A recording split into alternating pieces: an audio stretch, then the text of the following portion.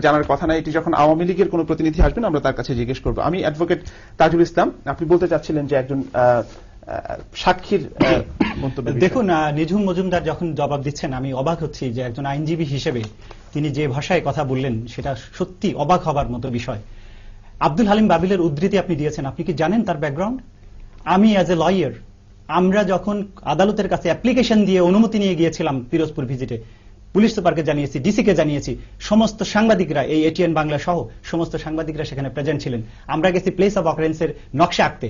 আব্দুল হালিম বাবুলের বাড়ির সামনের রাস্তায় দাঁড়িয়ে আমি যখন মিডিয়াতে ব্রিফ করছিলাম, আই মাইসেলফ, তখন সে পেছন থেকে সে চিৎকার করে বলল, এই আপনারা এখানে লুট করতে এসেছেন। সুপ্রিম কোর্টের লয়ার সহ 30 জন আইনজীবীর একটা প্যানেল বাংলাদেশের সমস্ত মিডিয়ার সাংবাদিকের সামনে একজন সাক্ষীর বাড়ি লুট করতে গেছে।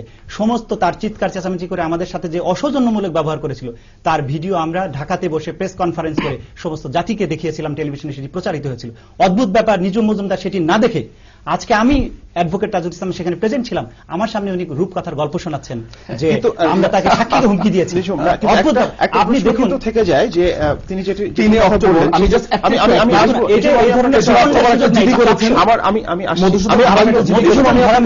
মধুসূদন ঘরামি কি এখন অসুস্থ, আপনি দেখাতে পারবেন নাটক করার জন্য? অ্যাডভোকেট তাজুল, আমার একটা ছোট্ট প্রশ্ন ছিল, সেটা হচ্ছে যে আমি একটি কল নিয়ে আসি তারপর আপনার কাছে আসবো। ভালো, দর্শক কে আছেন লাইনে? হ্যালো হ্যালো, আসসালামু আলাইকুম। জি, আসসালামু আলাইকুম, দর্শক শুনতে পাচ্ছি, বলুন। জি ভাইয়া, আমি ওই যে ব্যারিস্টার নিঝুম সাহেবের কাছে একটা প্রশ্ন করতে চাচ্ছি। Please please.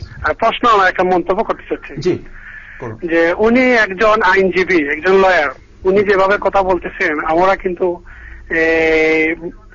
এই চ্যানেলে এই প্রোগ্রামটা দেখে আমরা ভাবছিলাম যে খুব গুরুত্বপূর্ণ কিছু বিষয় শুনতে পারবো এবং জানতে পারবো, যেহেতু বাংলাদেশ থেকে একজন মেহমান আসছে।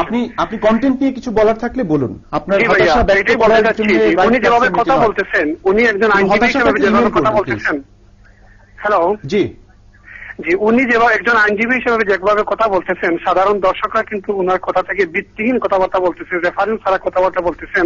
দর্শক ধন্যবাদ।